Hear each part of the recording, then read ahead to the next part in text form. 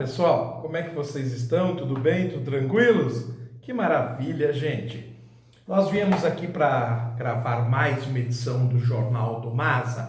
Hoje eu vou tentar fazer uma edição diferente, uma edição falando somente de ciência.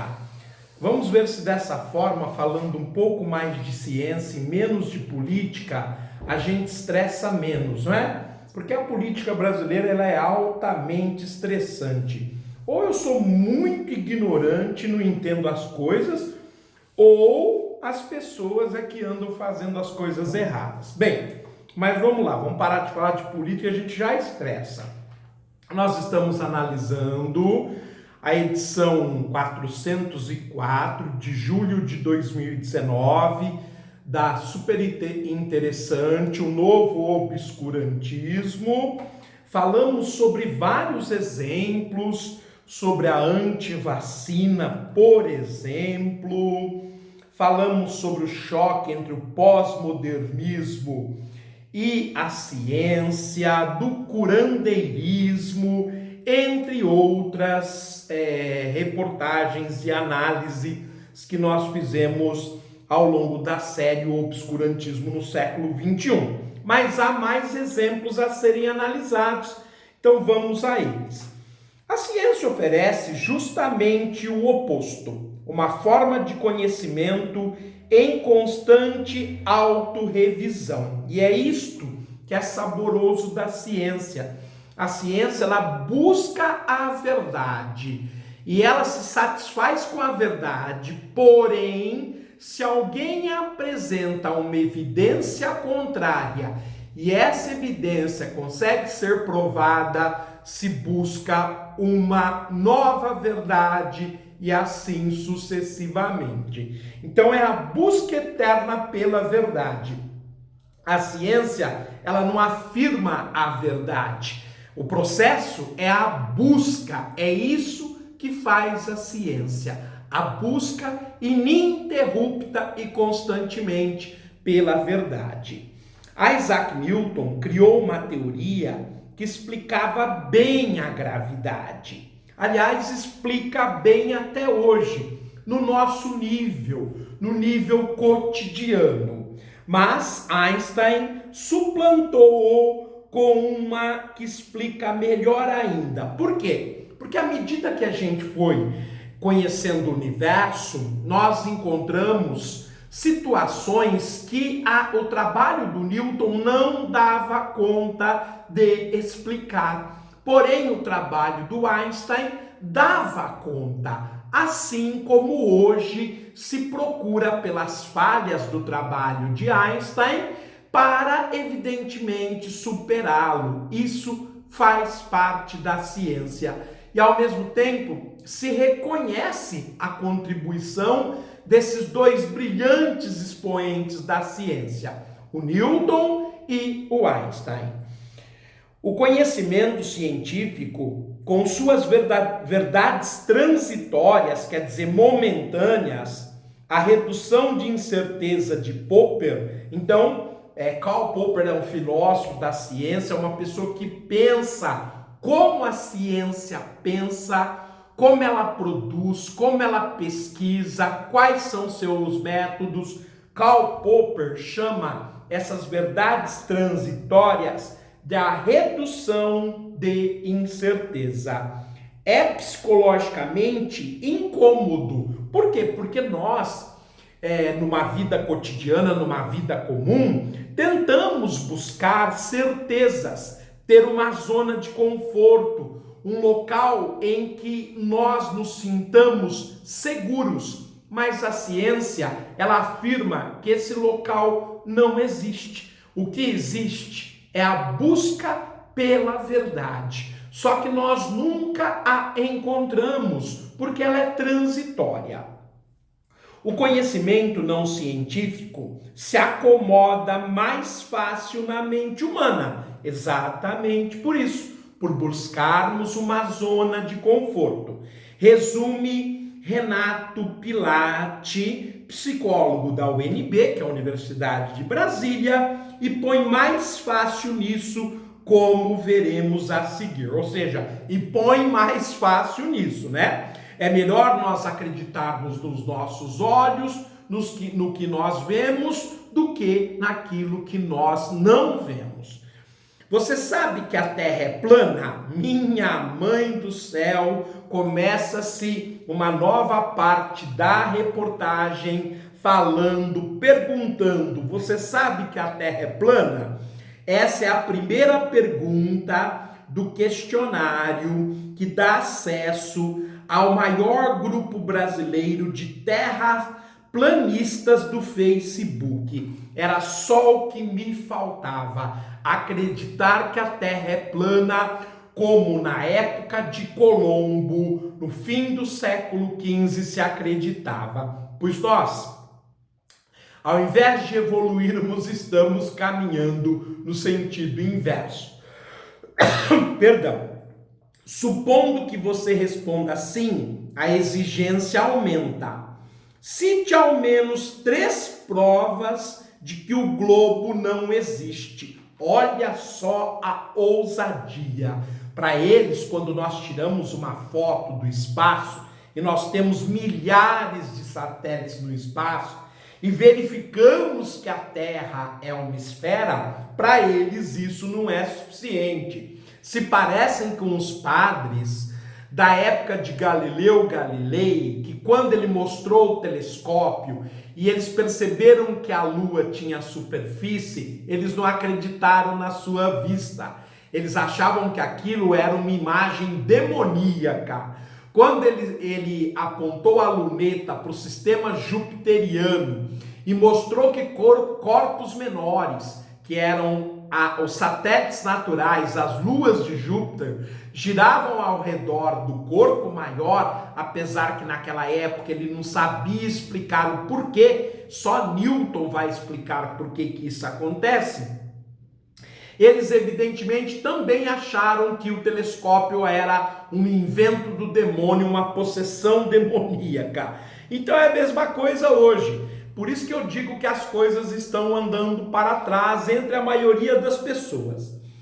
Se você for um terrabolista, uma das várias alcunhas dadas a quem admite viver em uma esfera e não em uma panqueca, talvez precise consultar o Google antes de passar a terceira e última pergunta.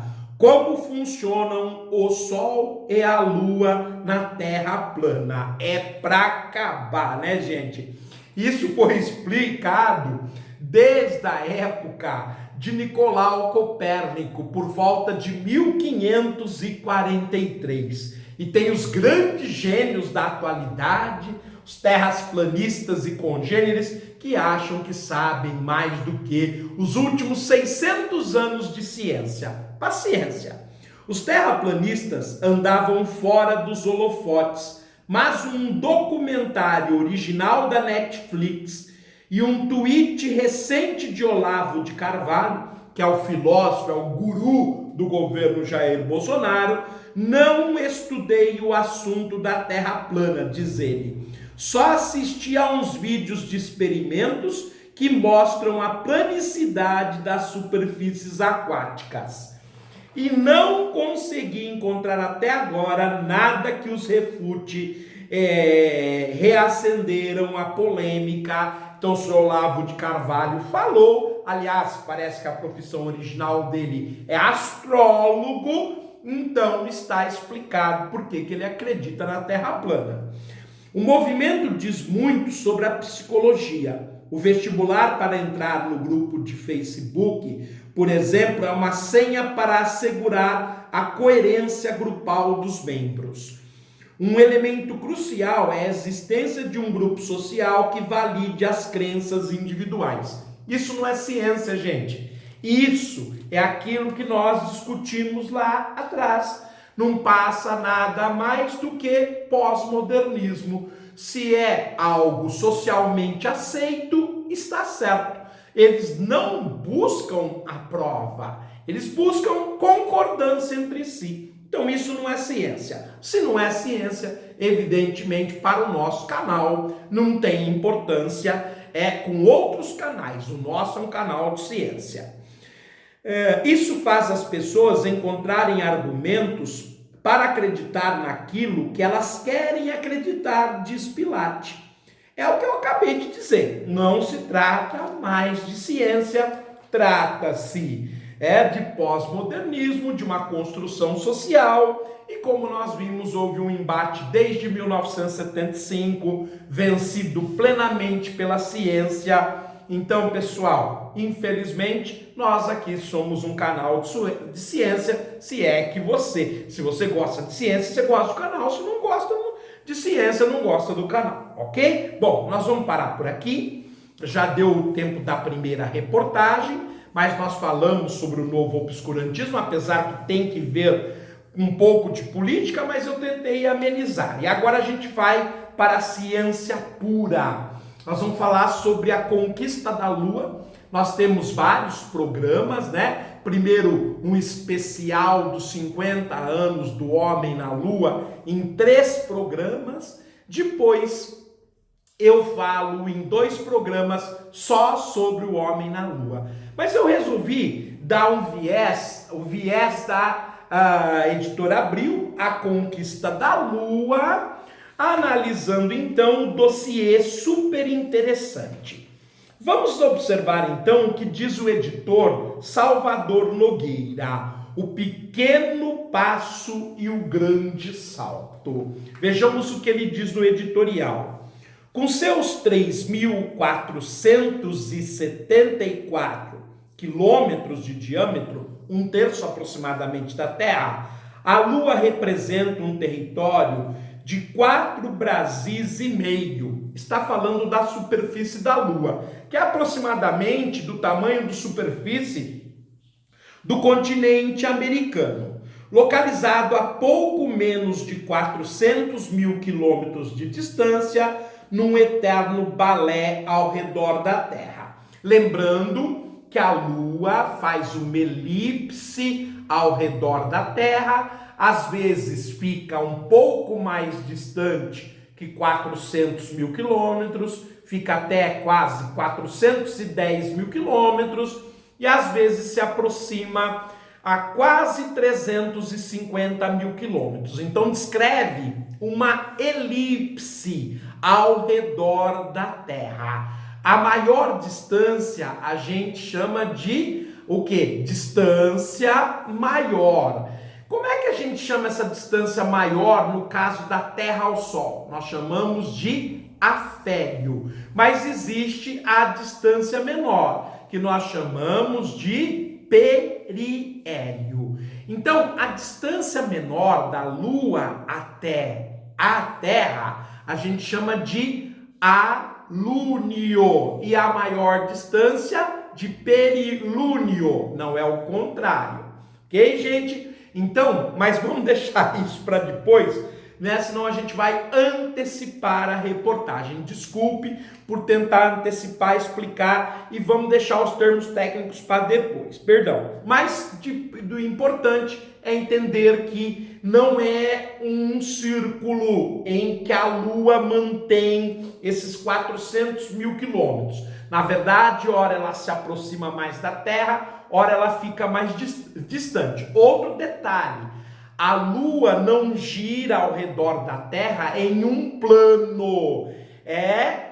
Existe uma inclinação de aproximadamente 5 graus. Então, se você disser que é um plano inclinado, tudo bem. Se você disser que a órbita ela percorre um volume tridimensional, ok também. Mas vamos aguardar um pouquinho mais para a gente discutir esses termos técnicos. Seu visual estéril e sem vida é ao mesmo tempo um desafio e uma promessa. Magnífica desolação nas palavras do segundo homem na Lua, Buzz Aldrin. Segundo homem a caminhar por esse continente removido da Terra, ainda hoje largamente inexplorado. E para o editor Salvador Nogueira, ele afirma que a Lua fez parte da Terra no passado e foi arrancada. Porém, essa não é a única hipótese de formação da Lua. Então, por isso que eu estou, digamos, me colocando, trazendo novas informações. Por quê? Porque ele afirma certas coisas, mas existem controvérsias nessas afirmações, ok?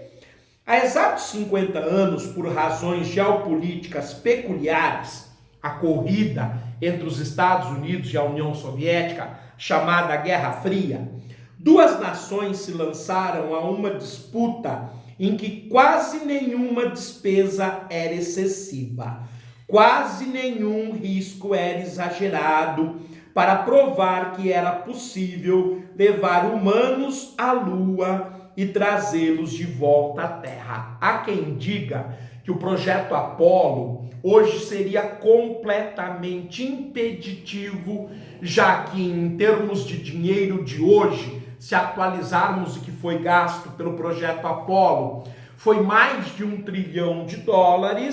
Então hoje seria um orçamento impeditivo, além do que se diz que as naves Apollo, naquilo que a gente leva em consideração hoje como segurança, teriam simplesmente reprovado o projeto e ele jamais deixaria a Terra. Mas eram outros tempos, o estímulo era outro, por isso que o Salvador Nogueira está trazendo esta observação. Com a alunissagem, ou seja, o pouso da Apollo 11 na Lua, a alunissagem é o pouso, de uma nave espacial na superfície da Lua, realizada pela Apollo 11 em 20 de julho de 1969, terminava a corrida espacial. Por quê? O objetivo era a Lua, os Estados Unidos atingiu, a União Soviética ficou para trás, e a partir daí, cada um dos dois foram desenvolver os seus programas espaciais com destinos, com objetivos, com resultados diferentes. Mas, ao mesmo tempo, começava a primeira era de exploração lunar tripulada, concluída em 1972 e até hoje sem sucessora.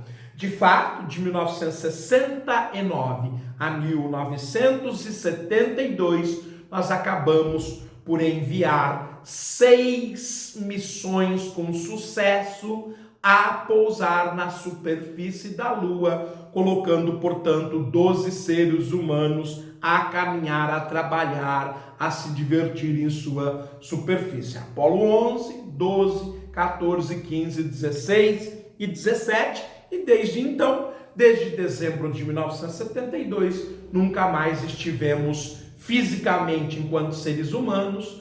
Enviamos vários robôs para a Lua, inclusive este ano a China levou o seu robô para o lado que a gente não consegue ver, que é o lado que se diz lado oculto da Lua, ok?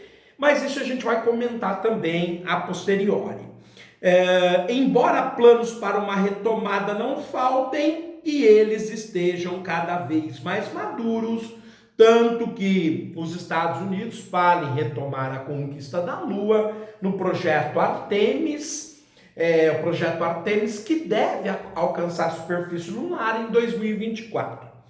A revista que está em suas mãos, a super interessante Dossiê Lua, conta a espetacular história de como todos os astros se alinharam meio século atrás para propiciar as primeiras andanças de 12 homens pela superfície lunar. E a gente já contou, mas a partir dessa série nós vamos contar detalhadamente. Não só contar, não só ler, como comentar também. Os primeiros passos, os projetos, as aventuras e desventuras, os riscos e as recompensas numa jornada que mais que ajudar a dar à luz o mundo ultraconectado que nos cerca hoje, elevou a humanidade para além dos aparentes limites do seu próprio confinamento planetário. O que significa a conquista da Lua é exatamente isso, gente. É o domínio da tecnologia. Ir à Lua é mais do que política, é ciência pura. É aquilo que o ser humano tem de melhor, que é a sua capacidade de superar obstáculos e desafios. E isso fez com que o mundo evoluísse significativamente. Uma vez derrubada essa barreira, as fronteiras do futuro são delimitadas apenas pela imaginação. Se na mitologia foi Prometeu quem deu o fogo aos humanos, na realidade foi Apolo quem os ensinou a usá-lo. Então ele está falando da mitologia greco-romana, né? E, obviamente, isso estimulou os pioneiros do voo lunar, da astronáutica, a batizar esses projetos. Mas observem então que se divide a reportagem, né, a revista em 4 partes. Primeira parte, a corrida, que fala da competição entre os Estados Unidos e a União Soviética. Segunda parte, é o projeto Apolo descrito, nave por nave, a evolução disto. 3, a terceira parte, a herança, né, o que nós ganhamos com o projeto Apolo. E aquilo que será o futuro, número 4, parte 4, projeto Artemis, que tem de levar o homem novamente à superfície lunar. Mas eu vou trocar, né? Falei de 2 super interessantes que a editora abriu. Vamos falar um pouquinho também, até para fazer contraponto, da Galileu. Galileu, julho de 2019. Também tem uma reportagem do homem à Lua, dossiê 50 anos da chegada à Lua. Como vamos voltar para lá? A edição é a 336.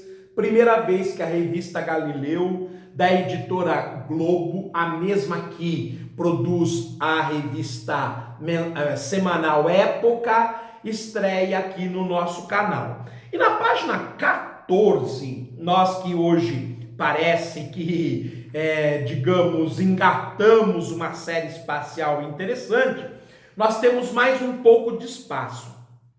Uma constelação de problemas. Observe então, página 14, uma constelação de problemas. O que será? SpaceX inicia projeto para lançar satélites para a internet global, mas a medida desagrada astrônomos. Pois é, gente, para que a gente tenha uma internet cada vez mais disseminada pelo planeta, global, como diz o texto, universal, nós precisamos de milhares de satélites exclusivamente para isso. Só que esses satélites, observem aqui o gráfico, eles dificultam, por exemplo, a observação dos outros astros. E, dependendo da trajetória, podem até se chocar com observatórios espaciais mais sofisticados e prejudicar um projeto de $1 bilhão, por exemplo. Mas vamos à análise. Foi feita a reportagem por Vanessa Santamori. Vamos lá. No final de maio, 60 satélites viajaram para o espaço a bordo do Falcon 9, foguete desenvolvido pela SpaceX. Então isso é algo extraordinário, porque em 1957, quando nós lançamos o primeiro satélite, a gente tinha a capacidade de lançar um satélite por vez. Agora a Falcon 9, para começo de conversa, diferente dos anos 50, em que a Roscosmos, que pertencia à União Soviética, o Programa Espacial Soviético era estatal, e a NASA, o Programa Espacial Americano, era estatal, a Falcon 9 pertence a uma empresa privada. A SpaceX é uma empresa privada, concorrente da Roscosmos russa, concorrente do Programa Espacial Indiano, ISRO, do Programa Espacial Chinês e concorrente da NASA norte-americana, mas da iniciativa privada. E essa SpaceX, ao lançar esse Falcon 9, de uma vez colocou 60 satélites no espaço. Então, olha só a transformação do mundo, a velocidade com que as coisas estão acontecendo e a capacidade dessas empresas privadas. Esse é apenas o pontapé inicial do projeto Starlink, idealizado pelo bilionário Elon Musk, que pretende disponibilizar internet de alta velocidade em todo o planeta, graças a uma constelação de 800 satélites. O sistema GPS nosso de um carro, que é um sistema de localização global americano, ele funciona com no máximo 24 satélites. O sistema Galileu, que a União Europeia está desenvolvendo para concorrer com o GPS americano, funciona com 50 satélites. O sistema Starlink com 800 satélites. Então a precisão da internet será imensa. E talvez o Starlink esteja sendo apoiado pelos Estados Unidos para concorrer com o sistema 5G, que a China está muito na frente dos Estados Unidos. Novos lançamentos estão programados para os próximos meses. Um foguete lançou 60, mas eles querem lançar 800. Acredito que dentro de 1 ano e meio, talvez 2, é provável que a SpaceX tenha mais satélites em órbitas que todas as demais empresas juntas, afirmou Musk em comunicado. Pois é, gente, veja a que ponto chegou a exploração espacial, uma empresa privada em apenas 2 anos ter mais satélites que as gigantes dos setores indiana, chinesa, Rússia e americana. Impressionante. Os equipamentos pesam 227 quilos e se posicionam a 550 quilômetros da Terra. Quer dizer que não é um satélite pequenininho, né? Estava achando que era um nanosat, né? Um cubesat. Não, são satélites grandes, mas a capacidade do foguete é imenso. Apesar da promessa de oferecer internet de alta qualidade em qualquer região do mundo, o projeto da SpaceX desperta a preocupação dos astrônomos. Por quê, gente? Porque vai poluir os céus. E para a gente observar os céus, ele precisa estar limpo. E nós estamos construindo telescópios com espelhos de 30 metros, de 100 metros, para aumentar muito a nossa capacidade de observação. Logo, esses objetos refletem luz solar, evidentemente. E eles, obviamente, vão ofuscar, vão atrapalhar a observação aqui da Terra. Eles argumentam que os satélites ficarão visíveis em latitudes mais altas. No verão, o sistema Starlink poderá ser visto nos céus da Europa em regiões ao norte da América do Norte, o que prejudicará as observações do espaço realizadas na Terra. Eu não tinha lido a reportagem, como eu faço, eu leio na hora, mas, obviamente, a gente conhece a situação, a profissão do astrônomo, a questão da poluição pelos satélites, pelo lixo espacial. Então, a gente já havia suspeitado do que eles, evidentemente, estavam falando. Após o lançamento dos primeiros satélites que fazem parte do projeto, uma fila de pontos luminosos foi visto no céu da Holanda. É para se esperar, meu amigo. 60 satélites de uma vez, é óbvio que eles vão refletir luz solar e os astrônomos vão ter que criar aí um sistema para distinguir entre a luz artificial e a luz real, sendo que a luz real, a luz das estrelas ou dos outros astros, e a artificial, evidentemente, que é a luz refletida. Então tem que se criar um sistema para fazer essa distinção, para não atrapalhar os investimentos em grandes equipamentos, como nós estamos fazendo no início do século XXI. Além disso, a presença de centenas de novos equipamentos no espaço pode causar um novo problema para a humanidade.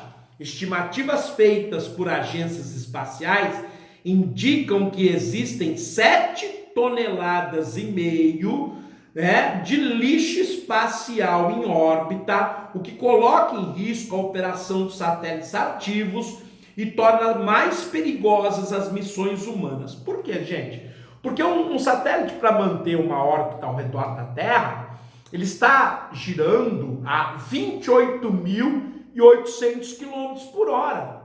Então ele pode impactar com um dos lançamentos, mesmo sendo um corpo pequeno, gente, a transferência de energia pode provocar um estrago tremendo num lançamento ou depois numa nave, numa estação espacial. Então isso é bastante complicado. Os satélites do sistema Starlink ficarão situados em órbita baixa, zona localizada a até 2.000 km de altitude e o que é mais povoada por lixo espacial, porque se essa área é a mais utilizada, é a que mais nós desativamos satélites, objetos, e existem mais fragmentos, e essa área até 2.000 km é onde nós fazemos a maior parte das nossas missões espaciais, que ficam entre 350 e 550 quilômetros de altitude. Para evitar acidentes, os satélites da SpaceX contarão com uma tecnologia contra colisões. Isso é interessante, né? Tá vendo? São essas tecnologias que fazem o homem evoluir e é o que eu sugeri. Os astrônomos vão ter que criar um sistema, um CCD, como eles dizem, que é como se fosse um olho artificial para distinguir entre a luz refletida de um satélite e a luz natural. De acordo com as informações mais recentes, há quase 5.000 satélites operando em órbita atualmente, sem dúvida. Eu ouvi um canal esses dias aí que tinha cerca de 2.000 e eu disse no canal que tinha cerca de 5.000. Então é bom ter a comprovação de uma fonte séria, que é a Galileu, para aquilo que a gente já sabia e tinha noção.